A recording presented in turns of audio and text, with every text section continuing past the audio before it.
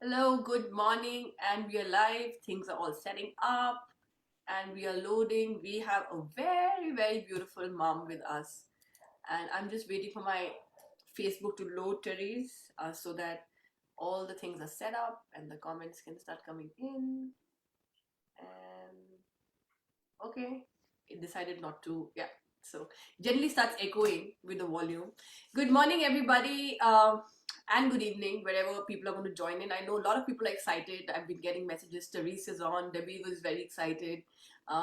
We're so excited to have you, Therese, here. Uh, Go ahead and introduce yourself, Therese, because I always say this in my interviews. The person who lives the story tells her story the best. So let's go ahead and talk about Therese and her journey till here. Hello, everybody, and thank you so much for inviting me here. Shika, how do you say your name? You were asking me about my name. How do you say it again? Yeah, Shikha. So Shika. Shikha. So easier is like Chicago. Remove the go. Oh, That good. I this is like that. That's a good way to remember it. I'll never forget it again. yeah. Perfect. My name is Terese Parkin, and I live in Long Beach, California, and have been here my whole life. And I am 63 years old. I've been married for 44 years, Wow. and I have a 44-year-old son, a 40-year-old daughter, and a 37-year-old son, and three grandchildren. So I'm not only a mom, but a grandmother. I have two granddaughters and that are 8 and 5, and then I have a grandson that's 2.5. And you have a So, mom who's 96 years old as well. and I have a mother that is 98 years old 90 years old. Yeah. who is, yeah, you might have seen at one point she was 96. She is part of the reason why I started Ageless Beauty, because she is an example of living positively as you age, and keeping positive and hope in your life to overcome any kind of obstacles. 2 years ago, she fell and had a brain injury where she had an emergency brain surgery at 96 years old, and I didn't think we would get her out of that. It was a long year, and she made her way through rehab and got back to her place. That prayed a lot of prayers to get her back there and let her be happy, and so she is. And now she has COVID to deal with. So through it all, the most amazing example. And a lot of people say, how do I do what I do? It's because she showed me a path to be positive through life. And I also have an aunt that just passed away at 105. I have another aunt that's 102. So longevity runs in our family. So I have decided I better take care of myself. Yes. So That's amazing, and God bless her. She'll get well soon. A lot of praise for her for recovering from COVID as well. But I also feel I don't know if I'm right, and this is what this whole movement when it started, Therese, was about the fact that when we start passing and the ripple effect starts coming to the children, uh, it does make a lot of difference of how our parents have lived or their parents have lived. And I think it's just not it's in your genes that living such long healthy lives. It's also what's passed. Like when I was listening to your interview, I was seeing that you had a very happy childhood and all the pictures were very happy pictures, and it all started there, right? And I'm sure if you go back to your mom's mom, there must be something happening there as well. That's why it's trickling down till here. And I'm glad that you're taking the bait and going ahead and wanting that not only for your family, for people around who are coming in touch with you now. That's why you're an inspirational coach. So, do you think your mom's mom was also like that? Was she as positive as your mom is? And is it trickling down? Do you think that's the reality? right. And I think what I love about your project is the sharing of pictures and stories, and you're mixing the two together so well, which is what my son did in my video as two. It's so powerful because the look in your eyes and the look of the capture of those natural captures, which is what you're after, I understand, is just, it tells a lot. and it tells volumes even more than words can often. But coupled together, it's so much more deep and more profound and powerful. My mom's mom, Meme, who she was called, and she was very dear to me. She lived in our city too, but she married and lived in Canada. And when my mother was 8 years old, her husband died in a farm accident. My mom's dad. And so at 8 years old, my mom not only went through a lot of things in her life, but lost her dad at 8. So those pictures are so precious. All those memories that come back from all of those, when you lose someone, to have those photos and those pictures are just there. It's just amazing. So yeah, she was definitely positive, and she had to raise 5 kids on her own with really no income, and they all worked together as a team. It's quite a story. In fact, I'm putting that into some kind of a book that I've already started about the joy of aging. Instead of fearing aging, looking at it with joy. And not to say we all love the aches and pains, we don't, but like just living, if we're here, let's just enjoy while we're here and do good for others. And that's my mission. So That's beautiful. That's beautiful. And that's why I found you such a, like, as a mate for this project as well, because of your journey, of self-image, and then doubting it because some outside opinion or concepts or something that enters our environment, or through somebody something comes in and we start believing those things, and then we self-doubting. Would you like to talk about that, Therese? That would be interesting. I can. Yes. Thank you so much. So I grew up in a family of 8, and so very loving family, and I loved it so much. I knew I wanted to have a family. So this brings back to the idea of being a mom. Being a mom was very important to me, and because I had this large loving family, and I always thought before I went to school that, oh, everyone's going to love me like this. Like I thought in my mind that's how the world was. And then I get to school, and it's a silly little, kids on a playground calling your name, which I don't know anyone that didn't have that issue. We probably all did in some way, and others much worse than mine was. But it really hit me because it was all about that I didn't fit in, and I was really I was wanting that unconditional love and wanted then to fit in. So I kind of kept going a little bit that way. Of course, I had my loving family, but out navigating the world, I was unsure. And by the time I got to 17, I ended up trying to look like the models and the skinny and the whole societal pressures and the idea of beauty that there was. And I ended up being anorexic and not seeing. So this is the interesting part of your project is here I am looking in the mirror and I'm seeing a fat or an overweight, frumpy person, when in reality, I weighed barely 100 pounds. I didn't change. I mean, it was that my image that I thought of that was a suspect and not true.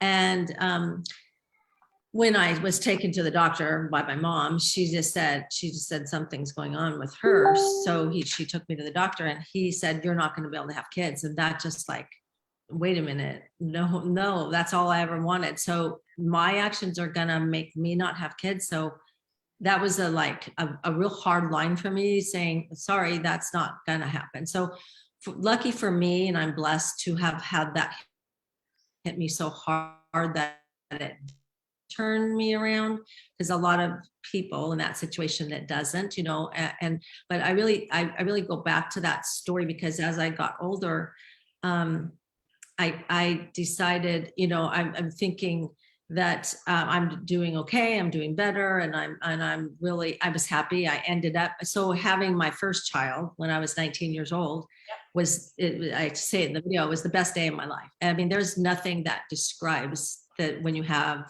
any children. Your first child is like just so new to you that it's just like, it's so amazing. So the value that was, that's why I love, thank you for choosing me, because it's so close to my heart. And now having grandkids, and it's number one, it's the best thing ever. And it's so important to tell stories for them and to pass them on. Oh, I've always thought stories were important. And this year I got to tell a story at the Contadora event with Maya Camarada, and it was such an amazing experience. And so important, like you say, to share stories, right? yes, yes, yes. And Yeah.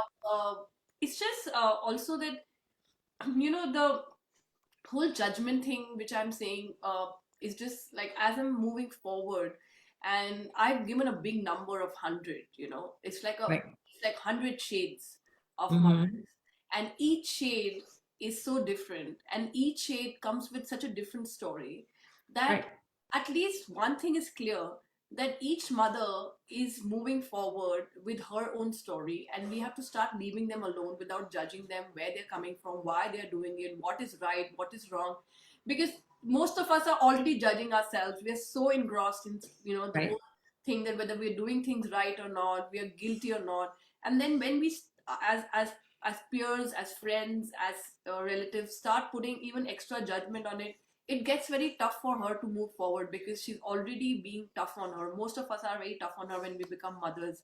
We want to be the best, and their circumstances or situations. I was talking to a mom yesterday who heads a company that uplifts mothers professionally, mentally, financially.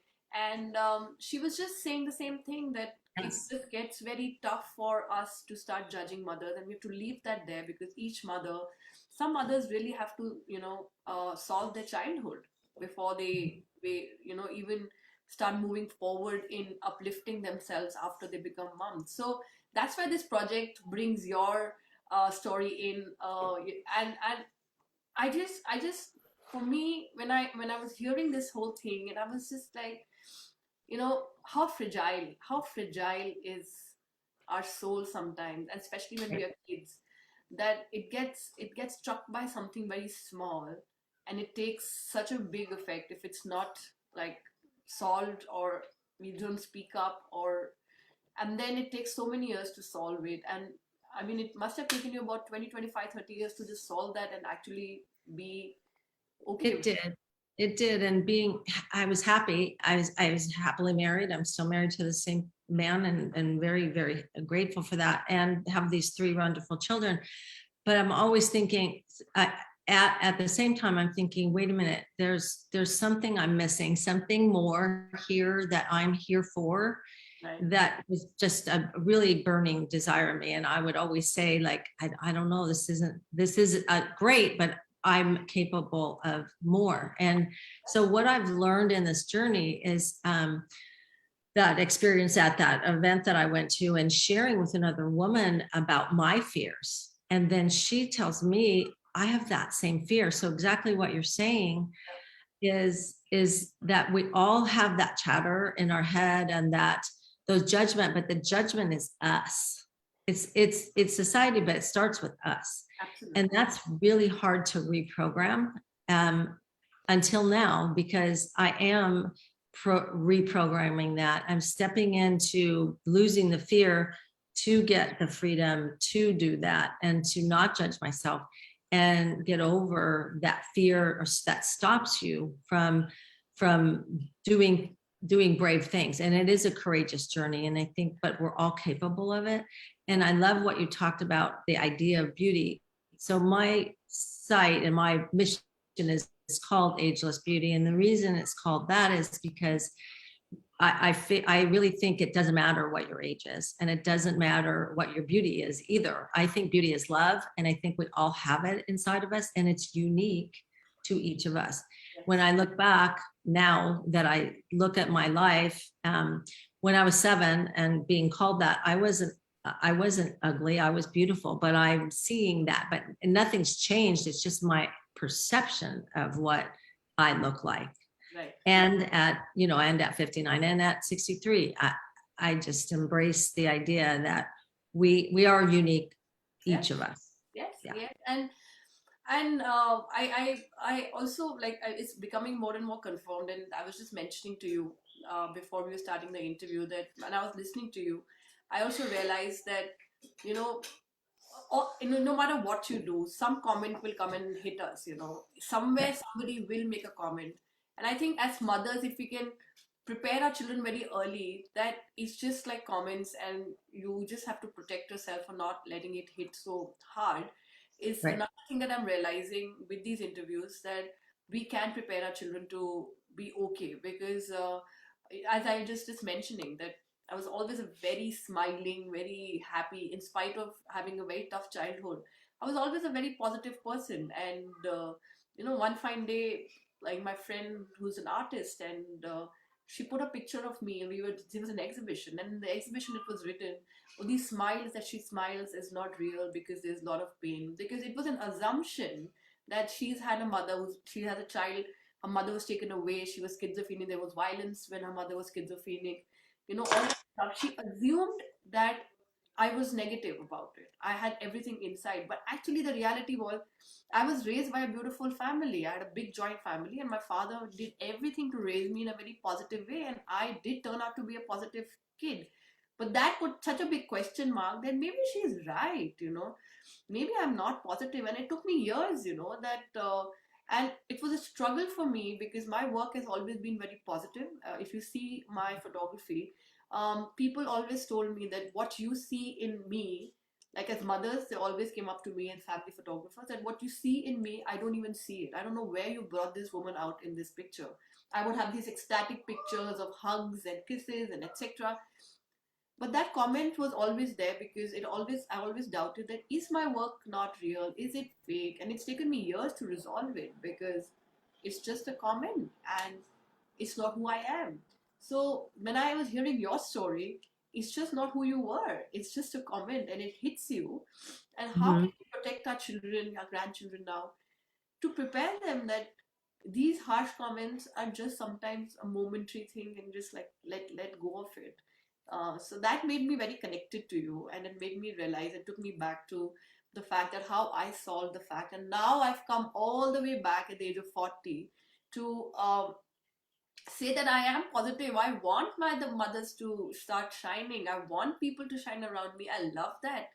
And I love uplifting. And no Mm-hmm. matter what anybody can say, I am not negative, right? But to just stand up to your power is very tough, because people keep doubting. How come? Why? What's the catch? Why does she want to do it, right? So it happens to many of us, and I love the fact that you also solved it and you started this ageless thing. Let's talk more about your project. What does this project bring in? What kind of people you're dealing with, Therese, in your project right now? Well, in my journey of losing the judgment and losing the importance of other people's opinions rather than mine, that's been a lifelong journey.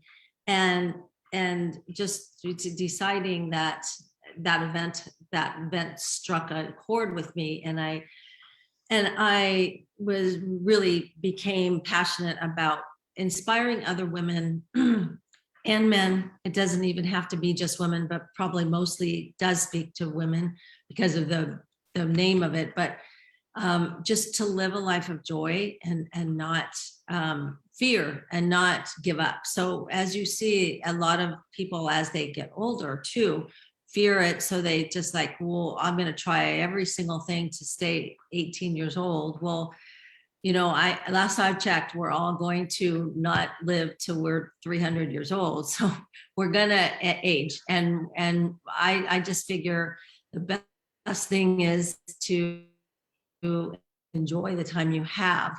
So basically, I have a Facebook group, and I've started. So in this journey that I've, excuse me, in this journey, I stepped into telling my story, and this is the power of stories. I started doing that with Maya, started Ageless Beauty, started with a line of, excuse me. That's okay. I have water. Yeah, with a line of natural cosmetics, organic. I've always loved to, I believe in taking care of yourself to the best of your ability. I exercise and all of those things. So daily movement is my mental health, I say. And so those kinds of things. So I started it with that in mind, but it turned into so much more with the story, because I did this video with my son, and it was such a great experience. And that sharing of my story with him, it was such a bonding experience, obviously. And then that reached to he shared it with some colleagues, and then it brought me to a whole nother project that he was involved in, which is totally and utterly aligned with what I'm trying to say, is keep on moving, and stay active and stay positive, and empower other people. It's a mobility device that helps people not give up and not sit in a wheelchair if they can help it. Now, of course, it's not going to save every single person, and it's not for everyone, but it is for the person that needs assistance. And so I got to be part of that project. So it's stepping in to sharing your story that has an impact, that has that ripple effect that my grandparents and my mom gave to me, to pass it on to other people. Now that's what my mission is, to go in, and I'm going to be in this book, and thank you for that opportunity. And Maya has another book that I'm in. My story is in through Contadora. So, and I'm working on my own of the Joy of Aging, and basically actually doing some kind of a coaching program for helping others step into that project, and maybe doing some camera work and mirror work. I see that as kind of correlating, the mirror work. And because in a camera you're smiling outward and kind of sometimes portraying you're happy when you're not. Sometimes that is the case. Yeah. But when you're looking straight into a mirror, it's a different story, because you're staring at your eyes. So I think the eyes tell a lot. Yeah, So and the interesting part is that you're talking about the mirror, and I'm talking about self-portrait. Uh, right. uh, and the whole thing is that self-portrait is not selfies. It's not that one angle and then one smile. And the interesting part about self-portrait, Therese, is that it's that once you've created the story, and like this specifically this book, it's about your story. It's not about your face here. You know, you can watch that one moment frozen, like even in mirror things are still moving, right? Things happening to you, you're moving. I feel that this is only my feeling, and it's going to happen to all 100 of us who are going to be in the book, that it's frozen and you can stare right into it forever, saying that like this is there, frozen in that one moment, right? And that itself is very scary for very lot of people, because there is no movement, there's no distraction, you've just frozen that one thing, that who you are, and put it right there. And that's why I wonder that when page by page these 100 stories will unfold, because we are working on stories in self-portrait way, where nobody else is going to tell us, just move a little from here, angle, I think you look better there, or you're going to find your own way to figure out who am I and how do I look, and there's going to be just you and the camera. So I'm really looking forward to seeing what all comes in. I'm still working with a lot of mothers, because it's scary. It's very scary because it's frozen, and you keep staring at it and saying, nah, I don't think so, we've reached there, oh no. And the chatter starts all around, about our image, about our self thing. And that is the thing that we want to solve. Even these 100 women will solve that before we throw it out in the world and say, you get inspired. I'm really looking forward to seeing what these 100 women will say when it's Yeah. frozen and it's in the book, as a picture about who they are at that moment. And it's a tough job. I keep pushing everybody, 100 days, let's do it, let's do it. But I know it's a very tough thing to freeze it, not talk about it. It's not flowy. It's very, this is it. Like you can look at it and feel things.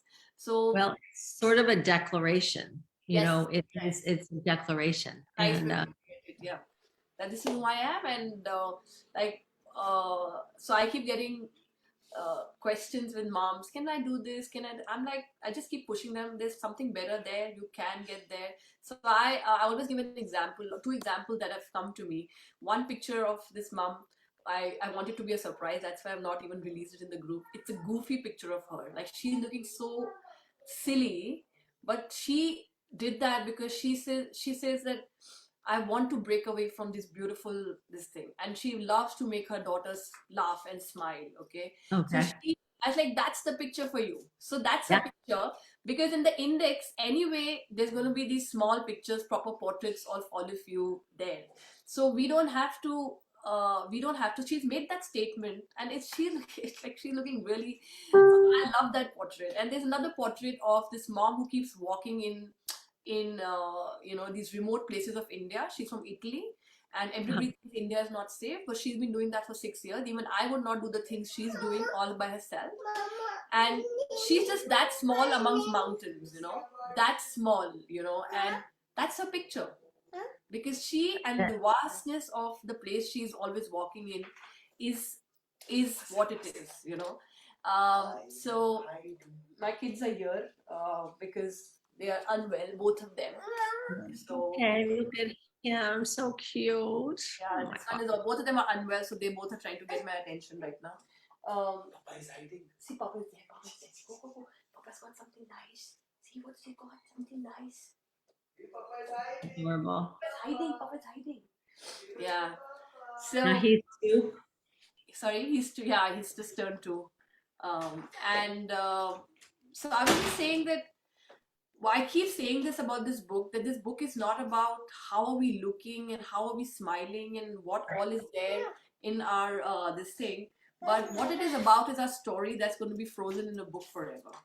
And I'm looking forward to your story as well because you've already solved so much, you're writing so much, and then in converting it into a self portrait would be another ride altogether. And we have Debbie here. um she's I'm just today I'm just wait. Okay, my kids are all around, so yeah, they'll have to go. Just sleepless nights for me because both my kids are not well, so I'm a little distracted with that. So I didn't see Debbie. Debbie, thank you for being here, and let's see what Debbie has to say. Vilma is here, Debbie's here, Melanie is here, and Debbie is saying, yes, it's a declaration, Therese. So she likes that word as well. And the good thing about your project, Therese, and we have somebody like Lucy here who's 75 years old. I've just Mhm. met her. Yeah, I And know Lucy. yeah, you know Lucy, of course. She only recommended you. So Lucy has come in as well, and we had a discussion about she being a bonus mom, not a stepmom. We had a long discussion in the chat that I don't like the word stepmom. She doesn't like the word stepmom, but we ended up calling her a bonus mom here. And she's such an inspiration as well. And she messaged and she's like, you know what, I want to take my picture in the tennis court. And I'm like, absolutely. I mean, look at your age, if you're going to be Right? playing tennis, it's such an inspiration. And I'm so blessed that these kind of pictures and stories are coming in the book because imagine your picture shining, Debbie's shining there. I mean, Debbie's story is very, very interesting as well. I just love the way Debbie is all around in the farm and with grandchildren and still shows up fully for everybody when she's online. So Therese, what's your dream? What's your dream? If I ask you, Therese, what's your dream? What's Therese's dream? My dream is to inspire and and help others remember that their own unique beauty is they were born with, and to quiet the chatter and lose the judgment that they have in their brains, and to somehow change their idea of beauty. We all do not look alike. Anyone from the most beautiful person you know to the person that thinks they're not the most beautiful, they all have feelings of inadequacy and comparison. And it doesn't matter what you look like, that true beauty. Mother Teresa was the most beautiful person around. There's beauty in everybody. So basically, that there's no age to beauty. Please don't give up on yourself. You have life to live. if I started to give up at 63 and my mom, if I'm going to live to 100, I have a lot of years left. I might as well Yes. be giving joy to others. And I really feel like stepping out, sharing with others has taught me so much personally as I'm helping other people. So my dream is to impact a gazillion or a billion, as Maya says too. So I know that's kind of a focus now. So, you know, why not dream big if we're going to dream, right?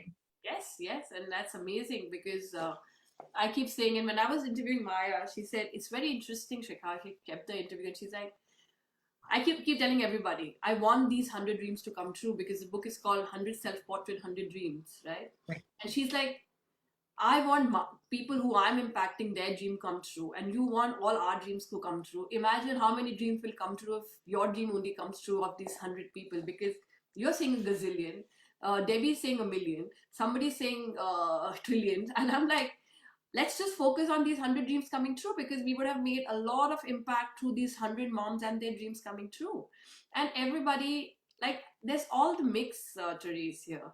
There's somebody who wants to work for nature, there's somebody who's working with young kids, you're somebody like you working with ageless beauty, with there's no limit, everything is limitless. And Maya is working, Debbie's working, Melanie's there, Wilma's there. Everybody is working in impact. And I don't know how these women are coming together, because I have not even found one woman who's not making an impact in any way. And then we are sitting very isolated thinking that nobody's doing anything, that the world is going down, that things are just not moving in the right direction, especially since COVID. We've started to believe that, but the fact is, it's not true. There are people working to make this world a better place. This world is a better place. It is going to be a better place. We have to start believing that and stop that chatter which keeps putting us down, stops us from dreaming, stops us from moving forward. And if people like you are going to inspire the world to stop that chatter, a lot of good work would be done, because they will step up and they will step into their dreams, right? And it's Right. amazing. And to give hope to someone else is living without hope is a desolate, sad experience. And I just think that to look at it's all in the way you look at things. And so if you can change your thinking of what chatter you're telling yourself, and that is not, it takes a little time to do that, and some courageous steps to do that, but you can do that. And so I'm going to be doing some more work with my people and doing the things that'll help, bring that conscious and the idea of the typical or quote unquote most beautiful. I mean, there's just so many different kinds. Look at the world. If we all looked alike, it would be pretty sad to me. Oh yeah. So Oh yeah. yeah, it would be. It would be. And it's beautiful what you're doing, Therese. And I would love to do your mirror exercise as well, because I like to keep challenging that self-image thing that keeps coming. And I keep telling this to mothers that in spite of me coming a long way, speaking to 54 mother, it's not easy to stop it. It's not easy to put it down, right? Even right now, like I would be thinking, oh my God, maybe I've not slept, so I'm looking a little tired. Should I go? Yes, you go ahead, keep doing, keep walking. Like it doesn't matter what happens. And that's the beauty of your project. And what I love about your project is you said that even a 7-year-old should feel the same thing that a 50-year-old or a 70-year-old should feel. That it's there's the beauty is ageless. Like there is no age to it. You need to Yeah. start feeling beautiful, and your program can actually go in any dimension. All it is doing is it's actually touching at the soul level. It's that soul level that it touches to elevate you, to make you rise. And that's the beautiful part about you, Therese, that you're still not only not seeing any kind of beauty, but you're not even seeing age as a factor to feel Not a good. barrier, Yeah, there's no barrier. right?